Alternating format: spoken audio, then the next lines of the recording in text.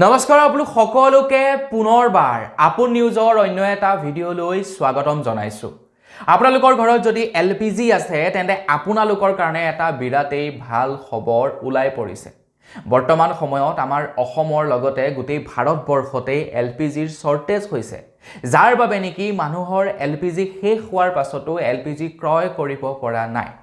বৰ্তমান সময়ত আপোনালোকেও হয়তো সেই সমস্যাৰ ভুক্তভোগী হৈছে, কিন্তু চিন্তা কৰিব নালাগে। এতিয়া মই আপোনালোকক 5টা সহজ পদ্ধতি জনাম, যি 5টা পদ্ধতিৰ জৰিয়তে আপোনালোকে এলপিজি সিলিন্ডাৰ অতি সহজতে ঘৰলৈ আনিব পাৰিব। 5টা আপোনালোকক সহজ পদ্ধতি জনাম, যি 5টাৰ জৰিয়তে সহজতে আপোনালোকে এলপিজি সিলিন্ডাৰ লাভ কৰিব পাৰে এনেকুৱা সময়তো।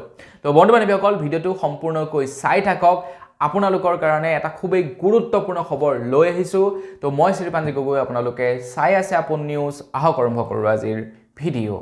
আগবাইছো আজিৰ খবৰটোৰ ফালে। আমাৰ অসমত যি নেকি শৰ্টেজ হৈ আছে এলপিজি সিলিন্ডাৰৰ, এই শৰ্টেজ আৰু বেছি দিনলৈ নাথাকে, কিয়নো আমাৰ ভাৰতৰ অভিমুখে আহি আছে 3খন ডাঙৰ টেংকাৰ, যিকেইখন টেংকাৰত বহু হাজাৰ হাজাৰ টন খাৰুৱা অইল আনি থকা হৈছে। আৰু সেই খাৰুৱা অইলসমূহ আহি যেতিয়া ভাৰত পাবহি, তাৰ পাছত আমাৰ ভাৰতত পেট্ৰল, ডিজেল আৰু এলপিজি গেছৰ যি নাটনি চলি আছে, সেই নাটনি আৰু সম্পূৰ্ণৰূপে নাইকিয়া হ'ব। খুব সোনকালে আমাৰ ভাৰত আহি পাবহি 3খন টেংকাৰ, 2খন আগতীয়াকৈ আহিছে, এখন পাছতীয়াকৈ।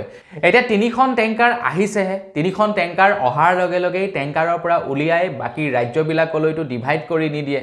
3খন টেংকাৰ আহিব, তা অহাৰ পাছত সেইখিনিক ষ্ট'ৰ কৰিব, ষ্ট'ৰ কৰাৰ পাছত ৰিফাইন কৰিব, ৰিফাইন কৰাৰ পাছত ডিষ্ট্ৰিবিউট কৰিব, ডিষ্ট্ৰিবিউট কৰাৰ পাছত আপোনালোকে পাব। এটা সময়, দীঘলীয়া সময় লাগিব আপোনালোকক গেছ লাভ কৰিবৰ কাৰণে, বা পেট্ৰল, ডিজেল একদম সেম এমাউণ্টত লাভ কৰিবৰ কাৰণে।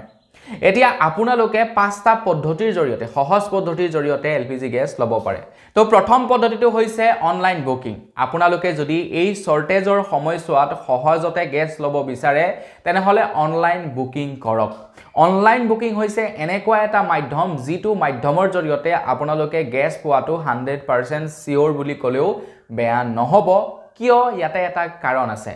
আপুনি যেতিয়া অনলাইনত গেছটো বুক কৰিব, বুক কৰাৰ লগে লগে আপোনাৰ মানে বুকিং নাম্বাৰ বা আপোনাৰ বিষয়ে কোম্পানীৰ সাৰ্ভাৰত ৰেজিষ্টাৰ্ড হৈ পৰিব, আৰু তাৰ পাছত আপুনি গেছ পোৱাটো মানে খাটাং আপুনি পাবই, আপোনাক খেলিমেলি কৰিব নোৱাৰে। তো তাৰ কাৰণে আপোনালোকৰ যিটো কানেকশ্যন আছে, এইচপিয়ে হওক, ভাৰতেই হওক বা ইণ্ডেনে হওক, তেওঁলোকৰ এটা নিজা এপ্লিকেশ্যন আছে। সেই এপ্লিকেশ্যনৰ জৰিয়তে আপোনালোকে বুক কৰি ল'ব, এপ্লিকেশ্যনটো ইনষ্টল কৰি বুক কৰিব পাৰে। দ্বিতীয়তে আপোনালোকে হোৱাটছআপৰ জৰিয়তেও এলপিজি বুক কৰিব পাৰে। এলপিজি বুক কৰিবৰ কাৰণে প্ৰত্যেক কোম্পানীৰে নিজা নাম্বাৰ আছে। আপোনালোকে আপোনালোকৰ ৰেজিষ্ট্ৰেশ্যন নাম্বাৰটোৰ পৰা, যদিহে আপোনালোকৰ ইণ্ডেনৰ হয় 756824, এই নাম্বাৰটোত ৰিফিল বুলি লিখি SMS পঠাই দিব, হোৱাটছআপত মেছেজ পঠাই দিব, আৰু তাৰ পাছত আপোনালোকৰ DAC নাম্বাৰ আহিব, আৰু সেই নাম্বাৰেৰে গেছ ল'ব লাগিব। HP যদি হয় তেনেহ'লে 94201122, এই নাম্বাৰটোত আপোনালোকে মেছেজ কৰক, হাই বুলি মেছেজ কৰিব, হৈ যাব। তাৰ পাছত ভাৰত গেছৰ যদি হয় আপোনালোকে 1800224344, এই নাম্বাৰটোত আপোনালোকে মেছেজ পঠাব পাৰে। এয়া হৈছে হোৱাটছআপৰ জৰিয়তে কৰিব পৰা বুকিং। আপোনালোকে হোৱাটছআপৰ জৰিয়তেও বুক কৰি গেছ ল'ব পাৰে। DAC নাম্বাৰটো পালেই হ'ল, বেলেগ নালাগে আৰু। DAC নাম্বাৰটো পালেই আপোনালোকে গেছ ল'ব পাৰিব। ইয়াৰ পাছৰ ব্যৱস্থাটো হৈছে Amazon pay', Google pay', phone pay', Paytm, এইবিলাকৰ জৰিয়তেও আপোনালোকে আপোনালোকৰ গেছ বুকিং কৰিব পাৰে। আৰু এই প্লেটফৰ্মসমূহৰ জৰিয়তে গেছ বুকিং কৰাৰ পাছত আপোনালোকক গেছ নিদিয়াকৈ থাকিব নোৱাৰে, কাৰণ এই প্লেটফৰ্মসমূহে আগতীয়াকৈ আপোনালোকৰ পৰা পইচা লৈ লয়। যেতিয়া আপোনালোকৰ পৰা আগতীয়াকৈ পইচা লৈ ল'ব, তেতিয়াতো আপোনালোকক গেছ দিবই লাগিব, কাৰণ আপুনি গেছটো হাতত নোপোৱাৰ আগতেই আপুনি যিটো এজেঞ্চিৰ পৰা গেছ লয়, তেওঁলোকৰ ওচৰত অলৰেডি পইচা পাই গৈছে। গতিকে তেনে ক্ষেত্ৰত আপোনালোকক পইচা নিদিয়াৰ কথাই নাহে। গতিকে এই এপ্লিকেশ্যনবিলাকৰ জৰিয়তেও আপোনালোকে গেছ বুকিং কৰি গেছ ল'ব পাৰে। তো আপোনালোকে যেতিয়াই এইকেইটা পদ্ধতিৰ জৰিয়তে আপোনাৰ এলপিজিটো বুক কৰিব, বুক কৰাৰ পাছত আপোনালোকৰ যি বুকিং ID বা DAC নাম্বাৰ দিব, সেই নাম্বাৰটো আপোনালোকে সযতনে ৰাখিব।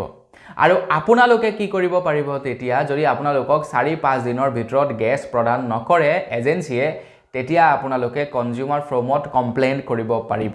যে এইটো হ'ল মোৰ বুকিং আইডি এইটো আমুক হয় তো এতিয়ালৈকে মোক গেছ প্ৰদান কৰা হোৱা নাই তো তেতিয়াতো কথাই নাই আৰু আপোনালোকক গেছ দিবই লাগিব তো বন্ধু বান্ধৱীসকল আপোনালোকে গেছৰ নাটনি হৈছে বুলি বহি থাকিলে নহব কাৰণ আপোনালোকে আগতে যিটো পদ্ধতিৰ দ্বাৰা গেছ লৈ আছিল সেইবিলাক হৈছে অফলাইন পদ্ধতি তো সেই পদ্ধতিৰ দ্বাৰা এতিয়া গেছ নিদিয়ে মানে এই শৰ্টেজৰ সময়ত নিদিয়ে আপোনালোকে অনলাইন পদ্ধতিৰ দ্বাৰাই ল'ব লাগিব ধৰি লওক আপোনালোকে যদি ভাবি আছে যে মই আগতে যিটো সৰু এজেন্সিৰ পৰা মানে সাব এজেন্সিৰ পৰা গেছ লৈ আছিল সেই এজেন্সিটোৰ পৰাই গেছ লৈ থাকিম তেনে ক্ষেত্ৰত নহব বলে মই গেছৰ গাড়ীখনক ফোন কৰি দিছিল আগতে দাদা মোলৈও গেছ এটা লৈ আহিব তেনেকেও নচলিব আগতে কি কৰে আপোনালোকে লাইন পাতি ৰখি থাকে গেছ অহাৰ দিনাখন তেনেকেও নচলিব অনলাইন পদ্ধতি ব্যৱহাৰ কৰিব লাগিব এই শৰ্টেজৰ সময়ত যদি অনলাইন পদ্ধতি ব্যৱহাৰ কৰে তেতিয়াহে আপোনালোকক গেছ দিব আদাৰৱাইজ আপোনালোকক কিন্তু গেছ নিদিয়ে বিশেষকৈ যিবিলাক সাব এজেন্সি আছে সাব এজেন্সি বিলাকক গেছ সাপ্লাই দিয়াটো সম্পূৰ্ণৰূপে